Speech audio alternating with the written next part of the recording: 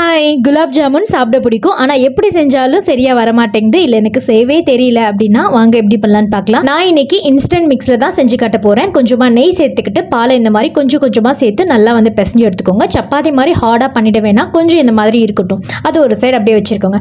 ஒரு கப்பு சர்க்கரைக்கு ஒரு கப் அளவுக்கு தண்ணி, கொஞ்சமாக குங்குமப்பூ சேர்த்து இந்த மாதிரி எடுத்துக்கலாம். கம்பி பதம்லாம் வேணாம், கொஞ்சம் கையில் பிசு பிசுன்னு ஒட்டுற மாதிரி இருந்தால் கரெக்டாக இருக்கும். அதுக்கப்புறம் கையில் வந்து நெய் தடவிக்கிட்டு ஃபஸ்ட்டு எத்தனை பால்ஸ் வேணுமோ அது வந்து இந்த மாதிரி கொஞ்சம் ரஃபாக எடுத்து வச்சுட்டு உள்ளங்கையில் வச்சு லைட்டாக மட்டும் ப்ரெஷர் கொடுத்துட்டு நல்லா சாஃப்டாக மேலே வந்து ரவுண்ட் பண்ணி எடுத்துக்கலாம்.